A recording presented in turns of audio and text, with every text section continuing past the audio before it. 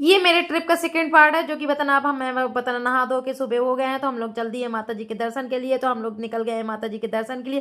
तो ये हम लोग ने कार्ड वगैरह ले लिया। कार्ड वगैरह लेने के बाद हम लोग करने लगे माता जी के दर्शन, क्योंकि पहली बार जब हम आए थे तो इतना कठिन नहीं था माता जी के दर्शन करना, लेकिन इस बार बहुत ज्यादा कठिन हो गया माता जी के दर्शन करना। तो बीच में हम लोग कर रहे थे डांस डांस मैं और मेरे बच्चे। तो मेरे बच्चे तो बहुत ज्यादा एक्साइटमेंट थे माता जी के दर्शन करने के लिए। और हम लोग को मैं बता दूं कि 5-6 घंटे हम लोग को चढ़ने में लगे, क्योंकि 9:30 बजे हम लोग चले थे और हमने 5 साढ़े 5 बजे बताना दर्शन कर लिए थे माँ वैष्णो के शाम के। और मेरे बच्चे इतने एक्टिव हैं कि बताना मेरे बच्चे पैदल गए हैं और पैदल वो बताना दर्शन करके भी वापस आए। और जैसे डांस करते हुए चले जा रहे हैं वैसे डांस करते हुए वापस आ रहे हैं मेरे बच्चे। तो मेरे बच्चे बहुत ज्यादा एक्टिव रहे। मुझे यकीन नहीं था कि मेरे बच्चे मतलब अकेले वैष्णो माता के दर्शन करने चढ़ाई चढ़ लेंगे। तो ये हम लोग पहुंच गए हैं बताना माता जी के दरबार में। वो भी हम लोग कितने 3 किलोमीटर में चल लिया। 3 किलोमीटर चलने के बाद यहाँ मिला है हमें लंगर। तो हमने सोचा क्यों ना खा लें बीच में लंगर, क्योंकि बताना जो लंगर का प्रसाद की बात ही अलग होती है। और वहां कर देंगे दान। सोचा कि पहले लंगर पाते हैं उसके बाद करते हैं दान।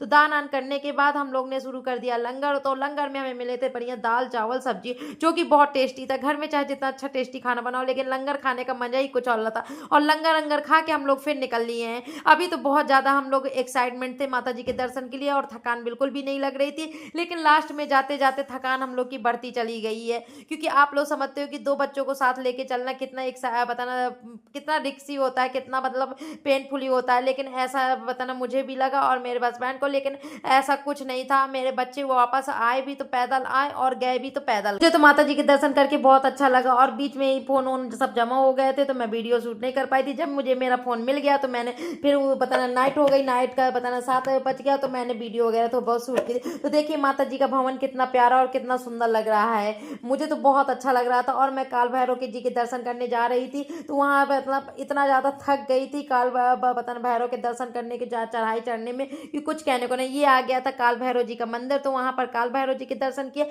उसके बाद हम लोग निकल लिए नीचे चढ़ाई नीचे उतरने के लिए। तो ये देखिए काल भैरव के मंदिर के पास कितना सुंदर नजारा लग रहा था। और वहां से हम लोग को दिख रहा था हेलीपैड, जहाँ पर हेलीकॉप्टर वगैरह रुकते हैं। तो वहां की भी मैंने कर ली थोड़ा सा वीडियो शूट। अब उसके बाद मैं निकल रही थी, उतर रही थी नीचे, क्योंकि मेरे बच्चे और मेरे पति पहले ही नीचे उतर चुके थे, क्योंकि मेरे पति दो दो बच्चे लिए थे और उन्हें डर था कि कहीं नाइट में बच्चे सो न जाए। तो इसलिए मैं पता नहीं बच्चे में और मेरे पति पहले ही नीचे उतर गए थे। उसके बाद मैं बची थी और मेरे साथ जो पार्टनर। तो देखिए शाम के वक्त कितना सुंदर माता जी का भवन का नजारा लग रहा है। तो ये था मेरा माँ वैष्णो का ट्रिप। तो आप इसके माँ वैष्णो के बाद मैं अगला ट्रिप डालूंगी कि मैं इसके बाद कहाँ गई हूँ। तो आप मेरे ब्लॉग में बने रहिए और देख